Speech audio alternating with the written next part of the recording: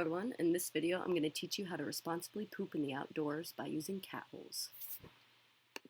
But first, what is a cat hole? A cat hole is a pit in the ground that's used to dispose of human feces, and it is most commonly used by people engaging in outdoor recreation activities. Now let's talk about the advantages of cat holes. Cat holes are one of the most commonly used ways to dispose of human waste for a number of reasons. They're easy to dig, they're easy to disguise, they're private, and they're easy to disperse. If everyone's pooping in the same spot in the woods, it's not going to decompose very well. Now let's talk about why they're so important. Cat holes help us protect the environment, prevent contamination, and be respectful to other visitors. They help speed up decomposition.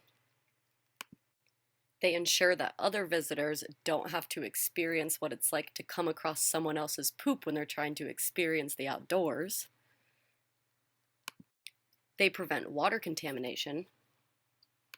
And they limit the spread of disease.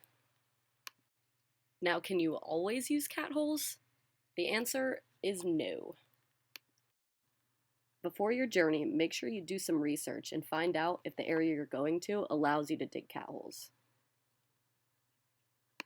Sometimes, particularly in really fragile environments, you might have to use a wag bag and pack your poop out. Now finally, let's talk about how to make and use these cat holes. First things first, let's pack our poop kit. You should keep all your pooping supplies in one bag to keep it organized and sanitary. I'm going to show you what I keep in my poop kit and what most people consider to be the bare necessities to any kit. You can definitely add things to this, like menstrual products.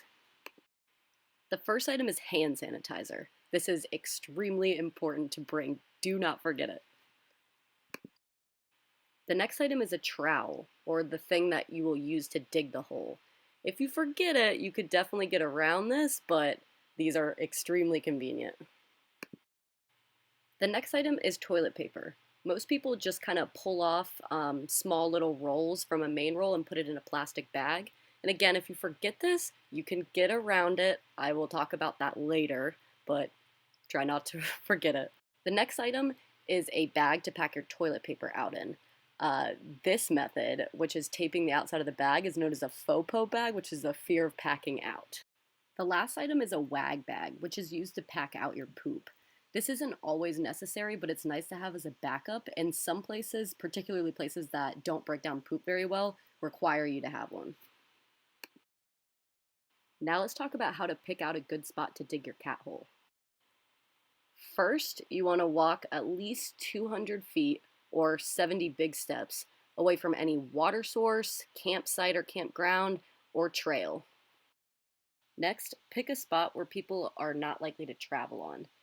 Common choices include areas with really thick undergrowth or fallen trees. Now, find dirt that is easy to dig through and contains rich organic soil. This soil is normally dark in color and really helps aid composition. If possible, try to find a spot that receives a lot of sunlight. This will also help with decomposition.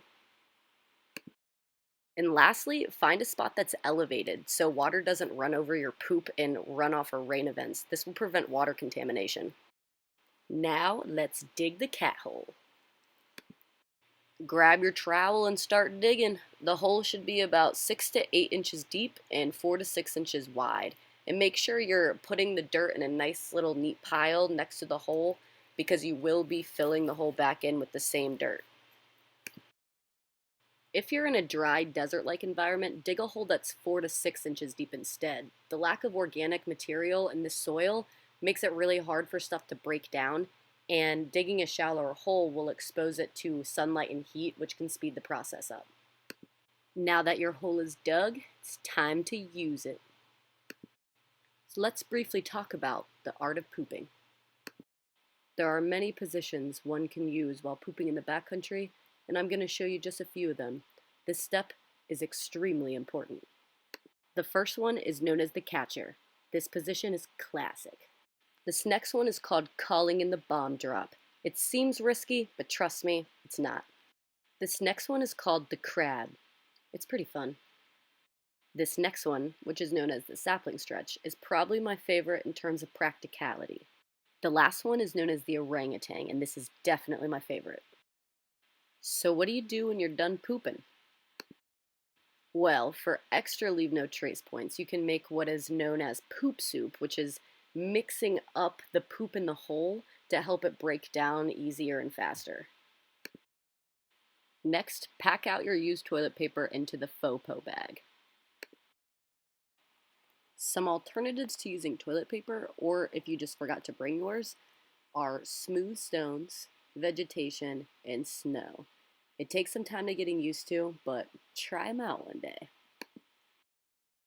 It's extremely important to never burn toilet paper. Toilet paper burns really fast and produces a lot of ashes that can be blown away and start forest fires. Now that you're all done and your toilet paper is all packed into the bag, you can start filling in your hole. Use the original dirt that you piled up next to it to do this, and make sure you don't touch your trowel to any poop for sanitation purposes.